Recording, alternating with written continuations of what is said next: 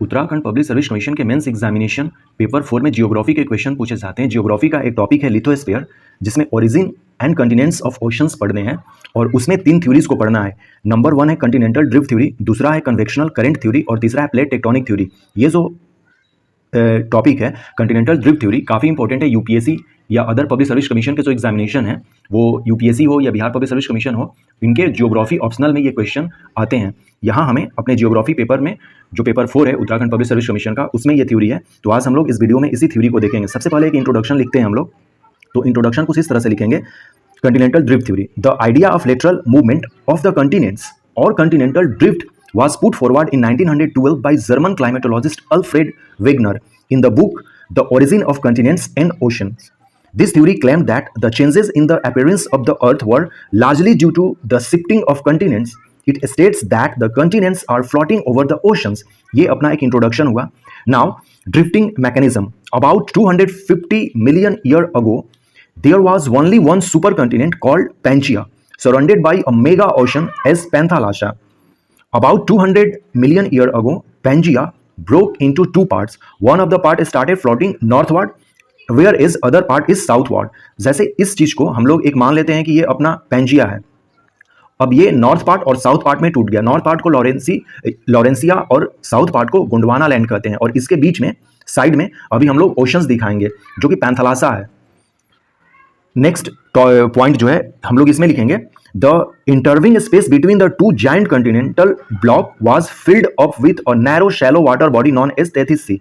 Panthalassa जो है एक सुपर ओशन है और ये जब ब्रेक किया लैंड मास पेंजिया नॉर्थ और साउथ में, तो इसके बीच में जो पानी फिल हुआ ये तेथिस सी कहलाया।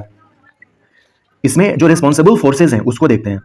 Wegener suggested that the forces responsible for drifting of continents were polar fling, force related to the rotation of earth, and tidal force caused by the attractions of the moon and the sun. Next point is the northward movement by gravitational forces of India and Africa caused the sediments deposit in the Tethys to be crumped and deformed, and thus the Himalayas mountain ranges were formed. तो जो Himalayas और अल्पाइंस mountains है वो इसी form से इनका formation हुआ है। अब हम लोग देखते हैं इस थ्योरी के सपोर्ट में एविडेंस क्या है। Evidence in support of the theory, number 1 climatic evidence. There is ample evidence which indicate wide spread climatic change throughout the geological history of the earth.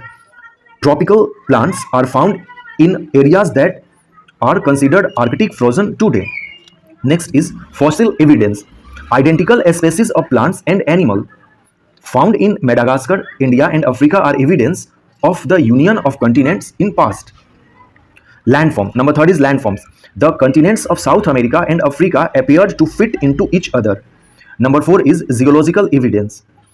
The radiometric dating methods provide evidence that the belt of ancient rocks of 2000 million years ago from Brazil coast matches with those from Western Africa. इस चीज को evidence में जब हम लोग लिख रहे हैं, जैसे कि जियोलॉजिकल एविडेंस या अदर जो है, उसके लिए हम लोग एक वर्ल्ड मैप बना सकते हैं। जैसे ये अपना अफ्रीका हुआ और यहाँ पे ये साउथ अमेरिका है, तो ये जो है ये फिट कर जाता है। इसी को यहाँ पे जियोलॉजिकल एविडेंस के तौर पे दिखाया जा रहा है। वैसे हम लोग ये पूरा जो मैप है वर्ल्ड का, उसको हम लोग ड्रॉ कर लेंगे इस क्वेश्चन का आंसर करने के समय। नाउ फाइनली क्रिटिसिज्म कुछ देख लेते हैं, अर्थात लिमिटेशंस जो हैं इस थ्योरी के।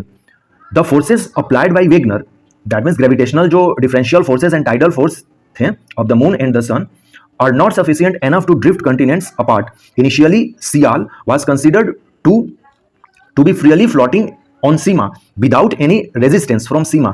Later on, he described that forceful resistance of Sima and Sial. Sima का मतलब सिलिका और मैग्नीशियम और सिला का मतलब जो हो गया वो silicon and aluminium, was responsible for the origin of mountains along the frontal edges of the floating continents. तो ये अपने कंटिनेंटल ड्रिफ्ट थ्योरी के एक क्वेश्चंस एंड आंसर फॉर्मेट में हमारा ये मटेरियल हुआ कि यदि कंटिनेंटल ड्रिफ्ट थ्योरी के क्वेश्चंस आते हैं अपने एग्जामिनेशन में तो हम लोग कैसे लिख सकते हैं। So thanks and take care.